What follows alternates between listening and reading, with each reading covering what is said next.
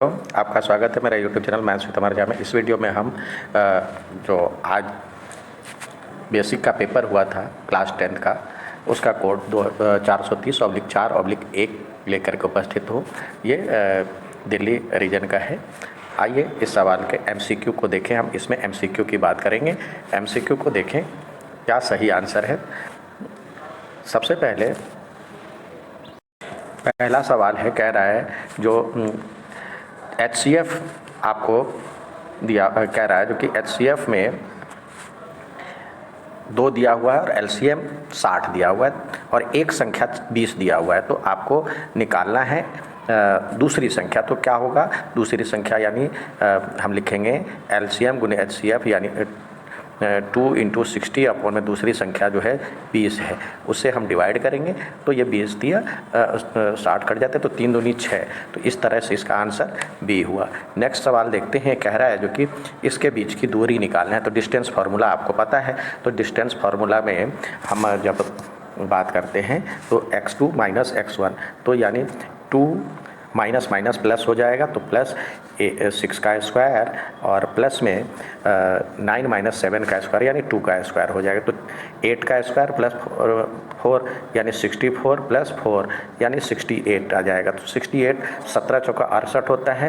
तो 4 गुने 17 लिख सकते हैं रूट में। तो 4 का स्क्वायर रूट 2 आ जाता है और 2 रूट 17। तो 2 रूट 17 देखिए कहाँ पे ये दिया हुआ है। तो 2 रूट 17 आपको ऑप्शन नंबर ए में दिख रहा है। तो ये इसका आंसर हो गया। नेक्स्ट सवाल देखते हैं। नेक्स्ट सवाल कह रहा है जो कि AP दिया हुआ है। तो इसका कह रहा है सार्व अंतर ज्ञात करने के लिए, यानी कॉमन डिफरेंस ज्ञात करने के लिए।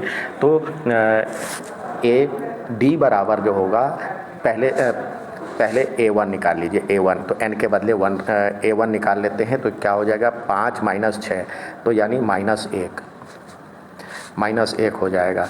और A2 बराबर हो जाएगा 5 दूनी 10, 10 - 6 यानी 4।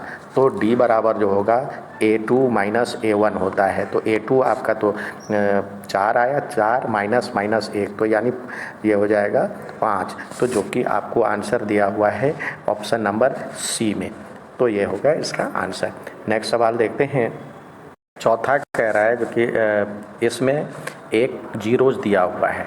तो x की वैल्यू आप ये रख करके k का मान निकाल सकते हैं। तो इस तरह से हम निकालेंगे। तो k × -3/2 का स्क्वायर और फिर में -9 और -3/2 और +3। तो इस तरह से k और बराबर में 0 हो जाना चाहिए। तो ये हो जाएगा 9/4 और k, और प्लस में ये हो जाएगा 9, ये माइनस है, ये माइनस प्लस हो जाएगा। तो 27/2 और +3। तो इस तरह से जब हम इसको बराबर में 0 जब उस साइड ले जाएंगे तो क्या हो जाएगा, ये हो जाएगा 9k/4 = -3 और -27/2, जिसको हम LCM लेंगे तो ये हो जाएगा 2। तो 3 दूनी 6, -6 -27, तो ये हो जाएगा -33/2। और इस तरह से k की वैल्यू आ जाएगा -33/2 और इंटू ये 4 ऊपर चला जाएगा और 9 नीचे आ जाएगा। तो ये जब हम काटेंगे तो 2 और ये हो जाएगा 3 से कट जाएगा तो -11 और ये 3। तो इस तरह से -22/3 इसका सही आंसर हुआ। तो -22/3 देख रहे हैं आप, D ऑप्शन में है। नेक्स्ट सवाल देखते हैं। कह रहा है जो कि 3 सिक्के को एक साथ उछाला गया है, तो सिर्फ एक पट आने की प्रायिकता कह रहा है। तो 3 सिक्के को पहला सिक्का यदि हम करते तो HT मतलब 2 का पावर 3 8 बार होगा। तो HT लिखेंगे हम HT 8 बार, 1 2 3 4 5 6 7 और 8, सॉरी पहले H फिर T। अब एक सिक्के को 2 बार मतलब H T H T। अब तीसरे सिक्के को H T। अब कह रहा है सिर्फ हमें एक वो चाहिए पट, एक तो टेल चाहिए, तो ये देखिए एक इसमें आ रहा है, एक इसमें आ रहा है 2, फिर एक इसमें आ रहा है 3, 3 में आ रहा है सिर्फ एच, मतलब टी 3 एक बार, टी 1 टाइम्स, तो ये हो जाएगा 3 और टोटल 8 है। तो 3/8 इसका सही आंसर हुआ 3/8, जो कि ऑप्शन नंबर बी में आपको दिख रहा है।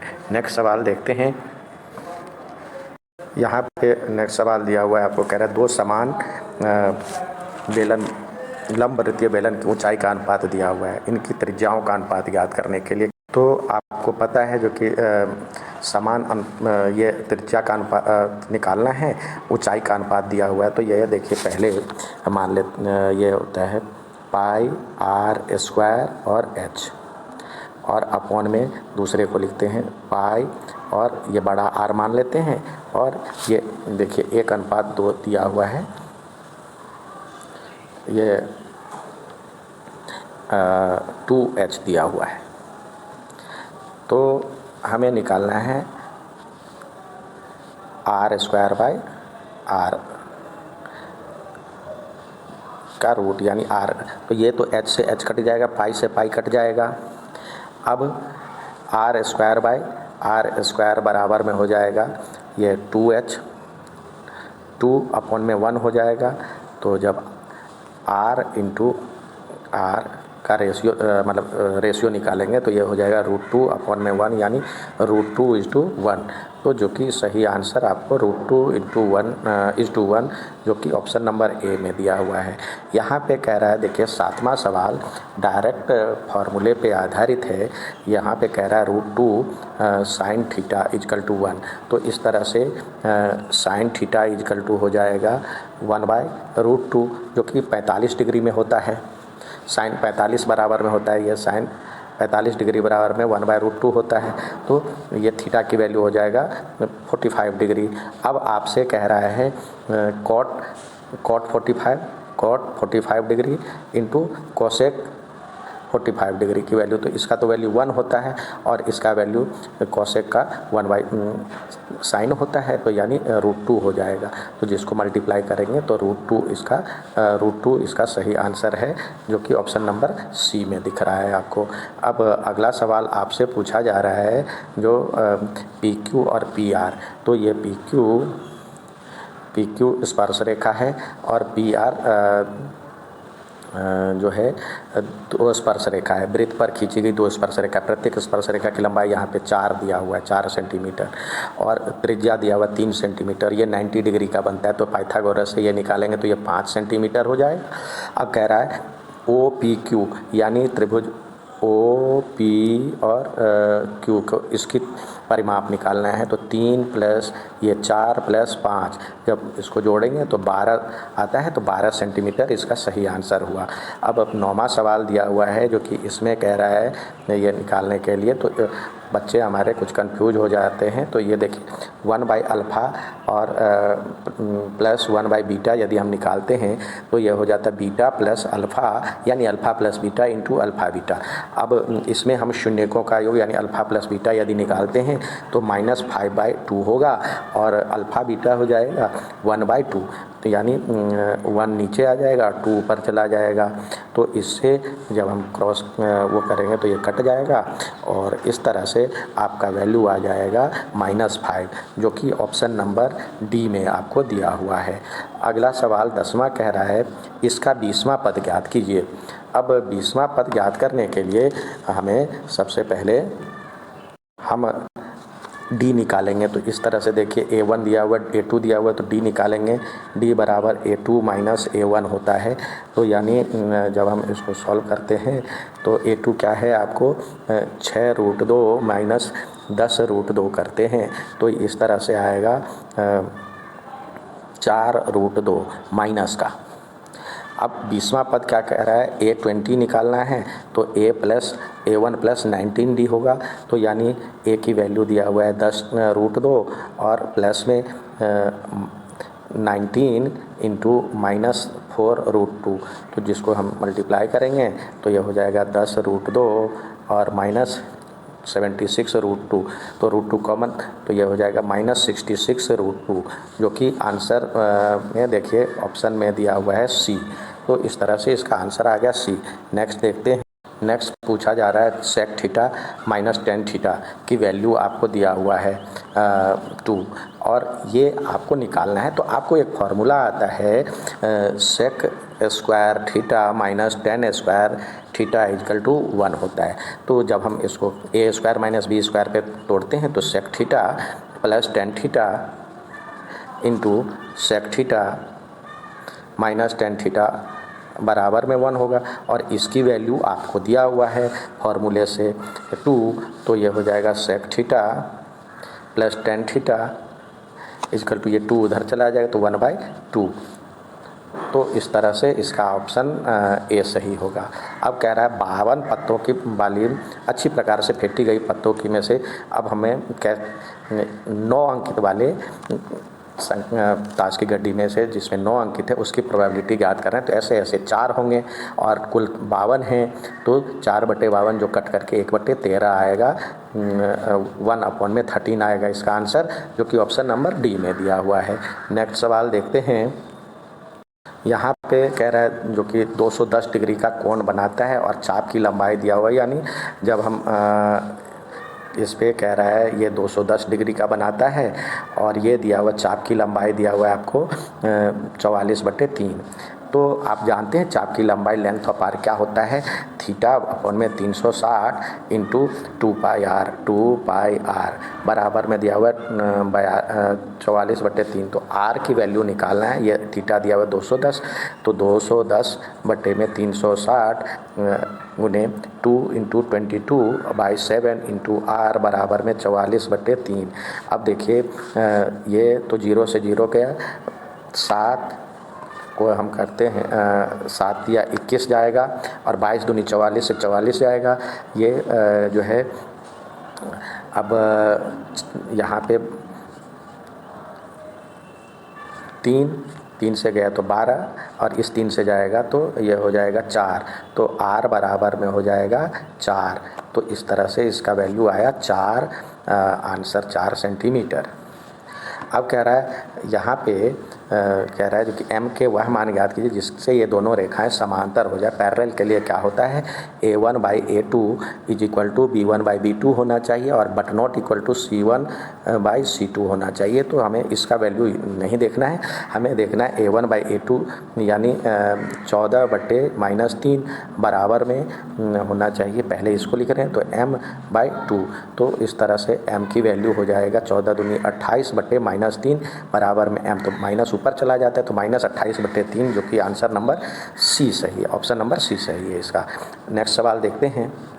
यहाँ पे आपसे कह रहा है जो 7 सेंटीमीटर आधार त्रिज्या वाले शंकु का बेलन मतलब ये दिया हुआ है 550 वक्र पृष्ठीय क्षेत्रफल। तो शंकु का वक्र पृष्ठीय क्षेत्रफल क्या होता है, πr/l बराबर में दिया हुआ है 550। तो ये r की वैल्यू आपको दिया हुआ है 7, तो ये हो जाएगा 22/7 इंटू 7 इंटू l बराबर में 550। तो 7 से 7 गया, 22 से यदि हम इसको काटेंगे तो 25 आता है आंसर, तो जिससे ऑप्शन नंबर ए सही होगा। नेक्स्ट सवाल देखते हैं। यहाँ पे कह रहा है 16 में साइन a बराबर में 2/3। तो हम सबसे पहले यह बना लेंगे, तो ये 3 हो जाएगा, ये 2 हो जाएगा, पाइथागोरस से निकालेंगे तो 9 में से 4 गया तो √5, तो ये √5 हो जाएगा। अब कह रहा है cos a की वैल्यू निकालो, तो cos a की वैल्यू निकालेंगे तो √5/3 आंसर है, जो कि ऑप्शन नंबर बी में है। अब कह रहा है यहाँ पे दूसरा 17वां सवाल, जो PA और PB केंद्र O वाले वृत्त पर खींची गई 2 स्पर्श रेखाएं हैं। यदि ये दिया हुआ 105, तो आपको कह रहा है ये एंगल और ये एंगल का सम निकालने के लिए। तो ये एंगल तो आपको पता है 90 डिग्री होता है और ये एंगल मिलकर के 180 होता है, तो ये 180 में से घटा देते हैं तो ये हो जाएगा 75 डिग्री। तो दोनों को जोड़ देंगे तो 9 7 16 165 डिग्री इसका आंसर आएगा। नेक्स्ट सवाल कह रहा है यहाँ पे AP दिया हुआ है और PB भी दिया हुआ है, साथ ही आपको दिया हुआ है BC दिया हुआ है और PQ निकालना है। तो देखिए इसमें आपसे कह रहा है तो ट्रायंगल AB, तो इसका तो देखिए तो क्या है ए पी अपॉन में P Q, A P upon में पी क्यू बराबर में होनी चाहिए इस त्रिभुज बी सी दिया हुआ है, तो बी सी किस त्रिभुज की भुजा है?